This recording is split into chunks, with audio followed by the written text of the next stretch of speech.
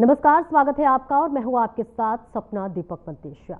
Bulletin का आगाज करेंगे। मुख्यमंत्री नायब सिंह सैनी ने बुधवार को हरगाड़ा विधानसभा में 16 अप्रैल से 21 अप्रैल 2025 तक आयोजित किए जा रहे 36वें अंतर्राष्ट्रीय विधायी प्राणों पर प्रशिक्षण कार्यक्रम के प्रतिभागियों को संबोधित करते हुए कहा कि विधायी ड्राफ्टिंग तैयार करते समय केवल कानून की भाषा ही नहीं बल्कि समाज की भावनाओं, जरूरतों और संभावनाओं पर भी विचार करना आवश्यक है। ये प्रशिक्षण कार्यक्रम लोकसभा सचिवालय के संसदीय लोकतंत्र अनुसंधान एवं प्रशिक्षण संस्थान के सहयोग से आयोजित किया जा रहा है। इस पहल में 13 देशों के कुल 28 प्रतिभागी भाग ले रहे हैं। हरियाणा के मुख्यमंत्री नायब सिंह सैनी ने कहा कि विधायी ड्राफ्टिंग तैयार करते समय केवल कानून की भाषा ही नहीं बल्कि समाज की भावनाओं, जरूरतों और संभावनाओं पर भी विचार करना आवश्यक है। एक अच्छा विधायी ड्राफ्ट न केवल मौजूदा समस्याओं का समाधान करता है बल्कि समाज को प्रगति की दिशा में भी आगे ले जाता है। इसलिए विधायी प्रक्रियाओं में स्पष्टता, समानता और नागरिक भागीदारी को विशेष महत्व दिया जाना चाहिए।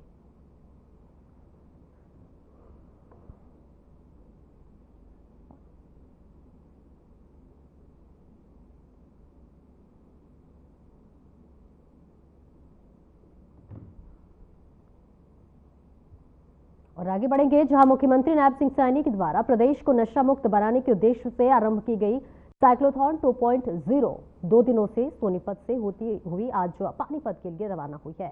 एक सरकार प्रवक्ता ने इस संबंध में जानकारी देते हुए बताया कि साइक्लोथॉन 2.0 का जिला सोनीपत के गुन्नौर में आमजन व गर्मजोशी से स्वागत किया गया। विद्यार्थियों ने सांस्कृतिक प्रस्तुतियां देकर जागरूकता का संदेश दिया।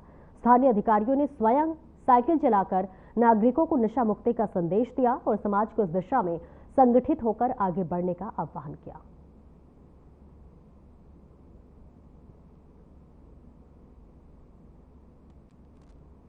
तो इस तस्वीरें आपको दिखा रहे हैं जहां पर मुख्यमंत्री नायब सिंह सैनी ने देखिए हरी झंडी दिखाया है और पूरे राज्य को अब नशा मुक्त बनाना है। इसके लिए लगातार अब मुख्यमंत्री की जो पहल है वो इस वक्त देखने को मिल रही है, जहां पर देखिए हरी झंडी के साथ साइक्लोथॉन 2.0 को रवाना किया गया है और इस बीच नशा मुक्त हरियाणा के लिए लगातार संदेश दिया जा रहा है, जहां पूरे राज्य को अब नशा मुक्त बनाना है, जिसके लिए बड़े स्तर पर अभियान चलाया जा रहा है। और इस बीच तस्वीरें आपको दिखा रहे हैं जहां प्रदेश को नशा मुक्त हरियाणा का संदेश दिया जा रहा है, जहां जो युवा है वो इन नशे के गर्त पे ना जाए, इसके लिए लगातार अब उन्हें संदेश दिया जा रहा है, जिसके लिए देखिए यहाँ पर साइक्लोथॉन 2.0 का आयोजन किया गया जिससे कि हरियाणा नशा मुक्त हो।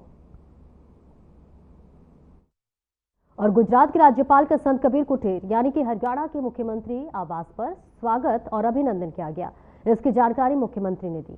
मुख्यमंत्री नायब सिंह सैनी ने बताया कि इस मौके पर नेचुरल फार्मिंग में महारत रखने वाले राज्यपाल महोदय के साथ प्रदेश में प्राकृतिक खेती को बढ़ावा देने जैसे विभिन्न विषयों पर विस्तार से चर्चा की गई।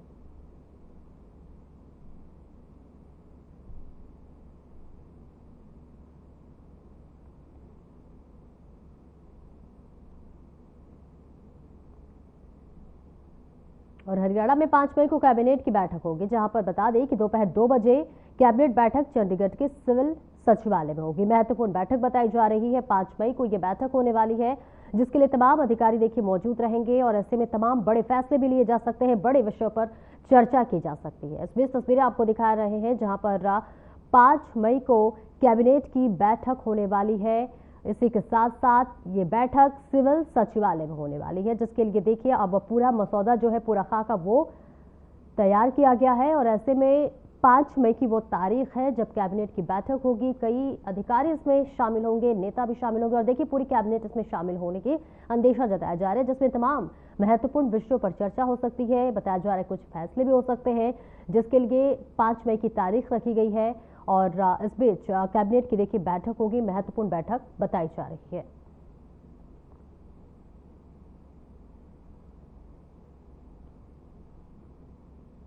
राज्यसभा सांसद किरण चौधरी ने बुधवार को तोशाम के दर्जन भर गांव में ग्रामीणों की समस्याएं सुनी। इस दौरान किरण चौधरी ने कहा कि गांव देवसर मालवास और देवसर कोहाड़ के लिए करोड़ों रुपए की लागत से अलग से जलधर का निर्माण करवाया गया है। हल्का तोशाम में ग्रामीणों को समुचित पेयजल आपूर्ति के साथ साथ सभी मूलभूत सुविधाएं मुहैया कराई जाएंगी। नागरिकों को किसी भी प्रकार की कोई भी परेशानी नहीं होने दी जाएगी। राज्यसभा सांसद किरण चौधरी बुधवार को अपने जनसंपर्क अभियान के दौरान देवसर मालावास और देवसर कोहाड़ में ग्रामीणों को संबोधित कर रही थी। जनसंपर्क अभियान के दौरान किरण चौधरी ने बुधवार को दर्जन भर गांव में ग्रामीणों की समस्याएं सुनी और मौके पर मौजूद अधिकारियों को जरूरी निर्देश दिए।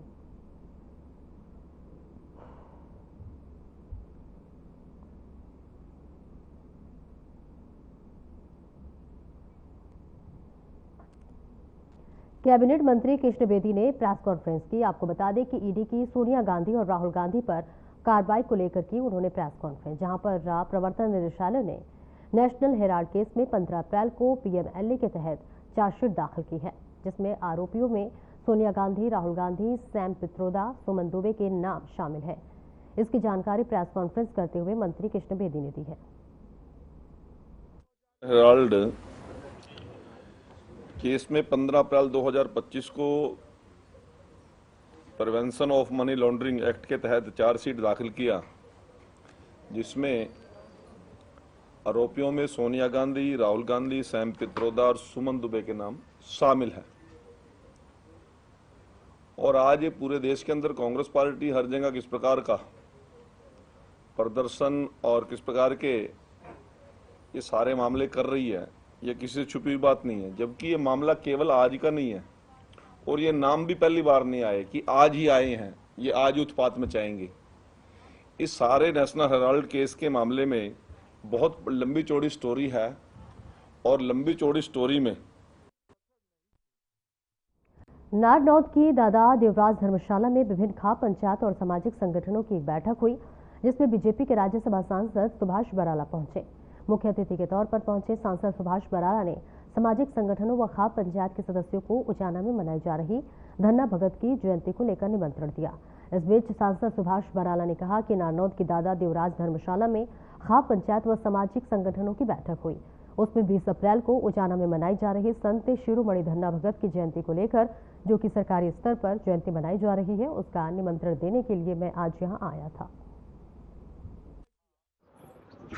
नारनौद के अंदर दादा देवराज धर्मशाला में एक सामाजिक संगठनों की बैठक यहाँ रखी गई थी और उसमें 20 अप्रैल को जींद जिले के उचाना में सर्व जातीय धारण खाप के आग्रह पर, उनके निवेदन पर भगत शिरोमणि धन्ना जी की जयंती मनाने का कार्यक्रम जो सरकारी स्तर पे होगी वो तय हुआ। उसी का निमंत्रण देने के लिए मैं आज यहाँ आया था। यहाँ आसपास की खाप तपों के अध्यक्ष और प्रतिनिधि यहाँ पर आए हुए थे, सामाजिक संगठनों के लोग आए हुए थे और यहाँ से 20 अप्रैल को बड़ी संख्या में लोग धन्ना भगत जी की जयंती मनाने के लिए जाएंगे। इस प्रकार के कार्यक्रम का आयोजन यहाँ पे किया गया। कार्यक्रम की जो अगुवाई वो जींद जिले की बड़ी प्रसिद्ध खाप है। हमारे हरियाणा प्रदेश के पूर्व में प्रदेश अध्यक्ष रहे और राज्यसभा सांसद भाई सुभाष बराला जी यहाँ पर पहुंचे हैं अपने खापों के एक सामाजिक कार्यक्रम के लिए, जो उचाना के चबूतरे पर किया जाएगा। और महिला खाप नेता सतरुल खाप के नाते मुझे भी यहाँ पर आमंत्रित किया गया और हम काफी संख्या में महिलाएं यहाँ से भी जाएंगे, पुरुष भी जाएंगे। आज आदरणीय सुभाष बराला जी धन्ना खाप जयंती का निमंत्रण देने के लिए यहाँ नारनौद में पहुंचे हैं। ये कोई राजनीतिक प्रोग्राम नहीं था, इसमें खापों के सहयोग से प्रोग्राम किया गया था। खापों को निमंत्रण देने के लिए आए थे। आने वाली 20 तारीख को संत शिरोमणि भगत धन्ना भगत जी की जयंती उचाना में मनाई जा रही है, उसका निमंत्रण देने के लिए आए थे और नारनौद से काफी संख्या में लोग वहां पर पहुंचेंगे। कैबिनेट मंत्री रणबीर गंगवा ने बयान जारी करते हुए कहा कि हिसार एयरपोर्ट से हरियाणा का विकास होगा, वही युवाओं को रोजगार मिलेंगे। एयर कनेक्टिविटी होने से और अधिक युवाओं को रोजगार मिलेंगे। 3000 एकड़ भूमि पर हिसार में आईएमटी बनाया जाएगा। वही कांग्रेस को घेरते हुए कहा कि कांग्रेस अलग अलग गुटों में बटी हुई है, इस मुद्दे पर भी वो एक नहीं है। सांसद जयप्रकाश बार बार कहते हैं कि एयरड्रम बना दिया गया है, वे इस्तीफा कब दे रहे हैं। प्रधानमंत्री जी का, जिन्होंने संविधान निर्माता बाबा साहेब भीमराव अम्बेडकर जी के जन्मदिन के शुभ अवसर पर हरियाणा को एक बड़ा तोहफा देने का काम किया है। पहला एयरपोर्ट जो हिसार के अंदर बनकर के तैयार हुआ है, जहां से उड़ान शुरू करने का काम किया। निश्चित रूप से इससे एक डेवलपमेंट हरियाणा प्रदेश की होगी और युवाओं को नए रोजगार मिलेंगे, रोजगार के संसाधन उपलब्ध होंगे और एयर कनेक्टिविटी हमारी और अच्छी हो गई है। पहले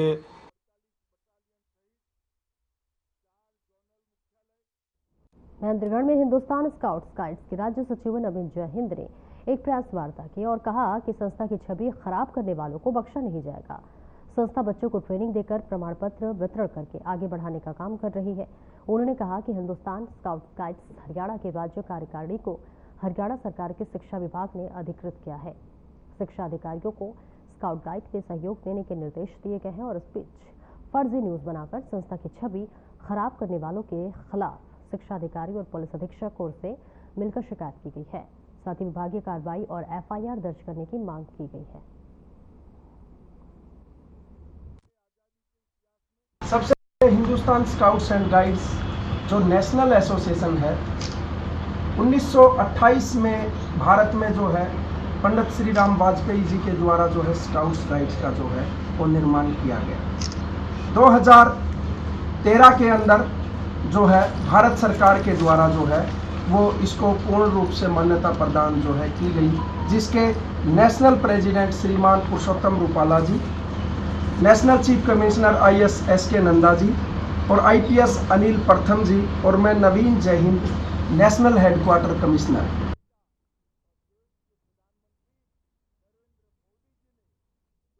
फरीदाबाद में 7 साल से अपने प्रेमी के साथ लिव इन में रह रही एक प्रेमिका ने अपने ही प्रेमी को बुलाकर हाथ पांव तोड़वा दिए। घायल प्रेमी के शरीर में लगभग 13 फ्रैक्चर आए हैं। घायल का फरीदाबाद के एक निजी अस्पताल में इलाज चल रहा है। बता दें घायल प्रेमी शादीशुदा है और 3 बच्चों का पिता है। फिलहाल पुलिस ने घायल प्रेमी की शिकायत पर मामला दर्ज कर 2 आरोपियों को गिरफ्तार कर लिया है। वहीं महिला की शिकायत पर पुलिस ने पहले छेड़छाड़ की और फिर बलात्कार का मामला दर्ज किया है। हाँ।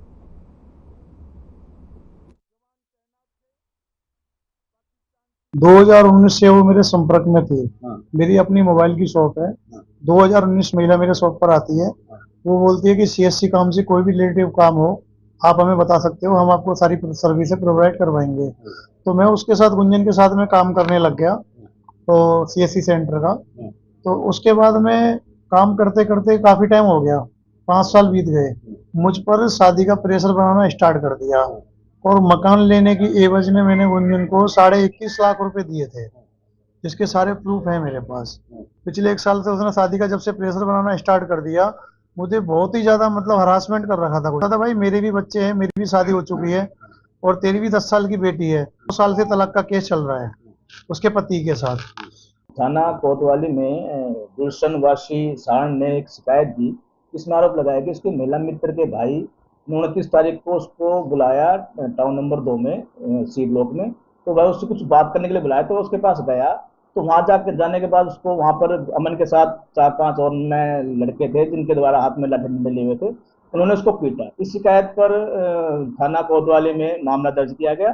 मामला दर्ज करने के उपरांत पुलिस चौकी टाउन नंबर 2 के इंचार्ज द्वारा इसमें इन्वेस्टिगेशन की जा रही है और इन्वेस्टिगेशन के दौरान 2 आरोपी अमन और उसका जो साला है हन्नी, उसको गिरफ्तार करके न्यायालय में पेश कर लिया गया है।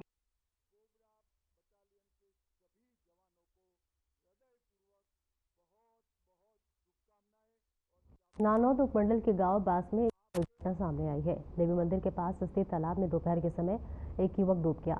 बताते घटना में 35 वर्षीय संदीप नाम का व्यक्ति गर्मी से राहत पाने के लिए तालाब में नहाने गया था। तालाब में पानी की गहराई अधिक होने की वजह से वो डूबने लगा। एक राहगीर ने उसे डूबते देखा और मदद के लिए आवाज लगाई, लेकिन तब तक व्यक्ति पानी में डूब चुका था।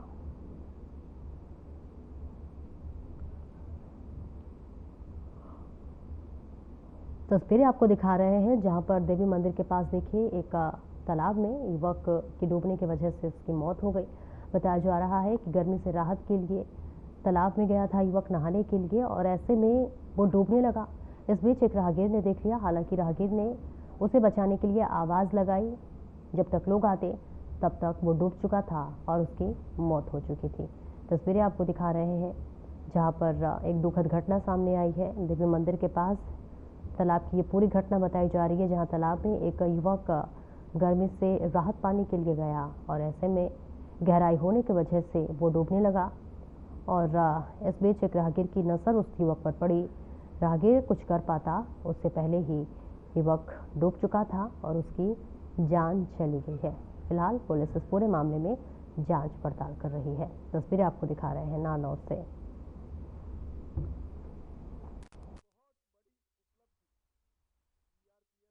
पर धारदार हथियार से हमला करने की सूचना मिली, जिसके बाद बनवासी रक्षा परिवार फाउंडेशन के सदस्य पंकज जैन अपने संगठन सहित पुलिस बल के साथ मौके पर पहुंचे और घायल गौवंश को इलाज के लिए अस्पताल भेजा। उन्होंने लोगों से अपील करते हुए कहा कि यदि किसी व्यक्ति ने गौवंश के साथ क्रूरता करने वाले के बारे में जानकारी देता है तो उन्हें 11,000 रुपये इनाम में दिए जाएंगे। स्थानीय पुलिस रमेशन ने कहा कि दोषियों पर कड़ी कार्रवाई की जाएगी।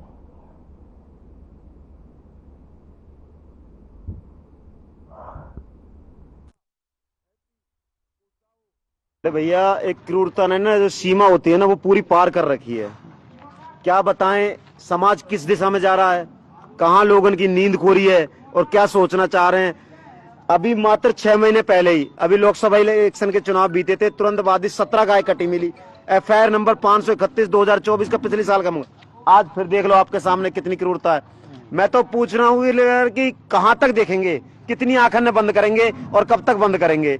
ये इस्माइलपुर एरिया ऐसा हो चुका है कि यहाँ तो आए दिन क्राइम। यहाँ पर बड़े विधायक, बड़े बड़े मंत्री, बड़े बड़े पार्षद, सरपंच, MLA, मंत्री, यहाँ से हमने संसद भवन तक भेज रखे हैं। बड़ी बड़ी गाड़ियाँ हैं, बड़े बड़े बंगले हैं, बड़े बड़े ऐसी घर में लग रहे हैं, लेकिन गौ माता के लिए 3 घंटे से यहाँ पर एम्बुलेंस नहीं पैदा हो पाई। ध्यान रखना, सख्त कार्रवाई की जाएगी और शीघ्र ही आरोपियों को, जो भी आरोपी जिसने ये काम किया है उनको शीघ्र ही गिरफ्तार किया जाएगा। और इस बारे में ये इन भाइयों का सहयोग लेते हुए हम इसमें पूरी कार्रवाई कर रहे हैं और तुरंत इसमें एम्बुलेंस बुलवा के भाई ने कर दिया, हमने कॉल एम्बुलेंस का आते ही इनको तुरंत प्राथमिक उपचार के लिए भेजा जाएगा।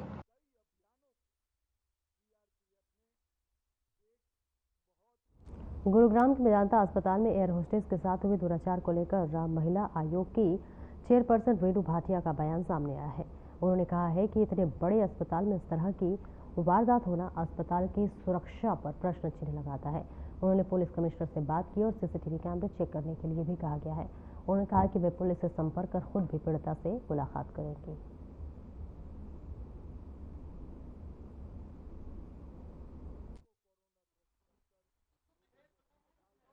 मेरे पास जो है, जैसे ही ये न्यूज़ मेरे कानों में पड़ी, मैंने आप पत्रकार साथियों के माध्यम से कई उसमें भी देखा, तुरंत मैंने उसी टाइम विकास अरोड़ा जी को मैसेज किया कि ये क्या मामला है, ये तो बहुत गंभीर बात है, इसके ऊपर आप पर्सनली जो है इनिशिएटिव लेना।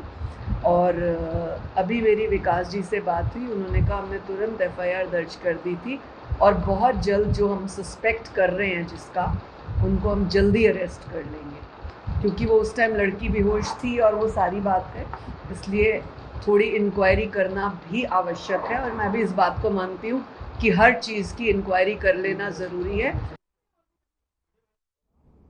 भिवानी से खबर है, जहां पर एक रवीना नाम की लड़की ने अपने यूट्यूबर प्रेमी के साथ मिलकर अपने पति की गला घोंटकर हत्या कर दी, जिसके बाद रात के अंधेरे में शव को ठिकाने लगा दिया गया। इस मामले में जांच की गई तो कई खुलासे हो गए। दरअसल पुलिस रिमांड के दौरान यूट्यूबर सुरेश ने पुलिस को बताया कि रवीना के साथ इंस्टाग्राम पर उसकी जान पहचान हुई और फिर वे साथ में शॉर्ट वीडियो बनाने लगे। करीब 1.5 साल से रवीना उसके संपर्क में थी, जिसकी भनक उसके पति को लग चुकी थी।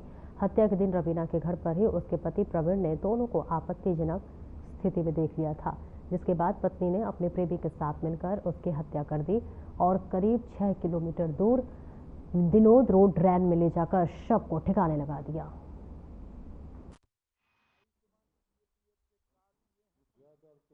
ये हमें 28 तारीख को दिनोद के नाले के पास एक डेड बॉडी मिली थी और उस डेड बॉडी की वहाँ से निकाल कर हमने GH भिवानी में शिफ्ट कर दिया था। डेड बॉडी काफ़ी गली उसमें व्यवस्था में थी जो।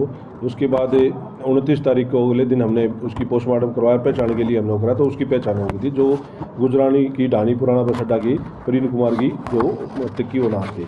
उसके वारसन भी वहाँ पहुँच गए थे, उनकी उसमें पोस्टमार्टम करवाया गया था। उसके बाद उसकी जो विसरा रिपोर्ट और वो चीज़ें हमने FSL के लिए आगे भेज दी थी।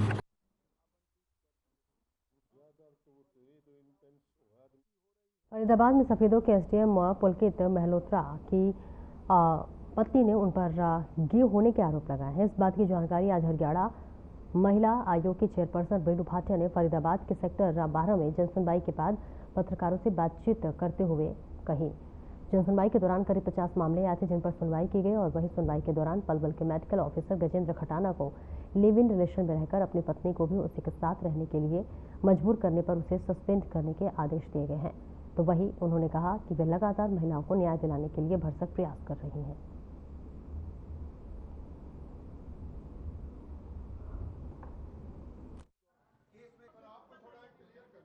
देखिए, आज लगभग 50 केसेस थे क्योंकि हमने 3 ज़िले लिए हैं, पलवल, फरीदाबाद, मेवात क्षेत्र, और 50 के करीब केसेस थे। रैंडम भी हमारे पास 8-9 केसेस आए हैं। इसमें जो मुख्य केस एक मुझे लगा वो जो आपके साथ शेयर करने का भी है अधिकार का, कि एक लड़का जिसका अपना स्कूल है और उसकी टीचर के साथ संबंध बन गए और शादी चुपके से कर ली, या जो भी इल्ज़ाम उस पर आए हैं वो हमने चेक कर रहे हैं। उसके 4 बेटियां हैं। उस महिला के लिए हमने आदेश दिए हैं कि इसको जो है इसका राइट देकर, इसके बच्चियों के नाम पे उसके फादर से जो राइट बनता है वो देकर आज ये फैसला हमने लिया। इसके अतिरिक्त हमारे पास जो 3-4 और लिव इन रिलेशनशिप के केसेस आए हैं, उनमें भी एक बच्ची का है।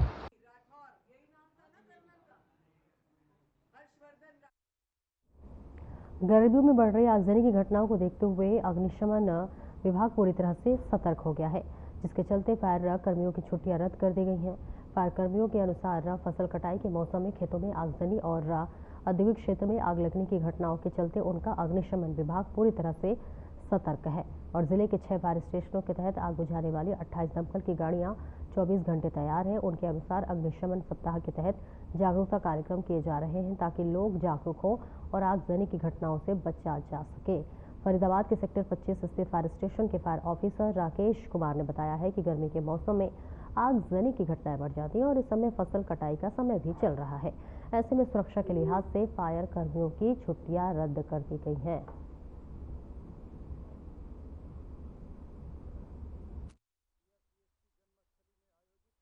ये हमारे जो गर्मियों का सीजन चलता है, इसमें अग्नि की घटनाएं बहुत ज़्यादा घटती है। इसलिए हमने यहाँ अग्नि का फसल की कटाई को ध्यान में रखते हुए, गर्मी का सीजन को ध्यान में रखते हुए, तो सभी कर्मचारियों की हमें छुट्टियां रद्द कर रखी है। 24 घंटा स्टाफ तैनात कर दिया गया है।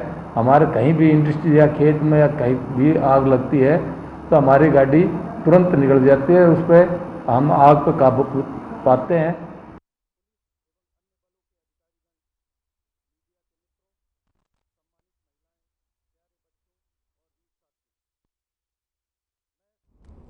और फिलहाल मेरे साथ इस बुलेटिन में इतना ही और अब वक्त हो चला है हमारे खास कार्यक्रम डॉक्टर राकेश गुप्ता के साथ प्लस माइनस का। नमस्कार।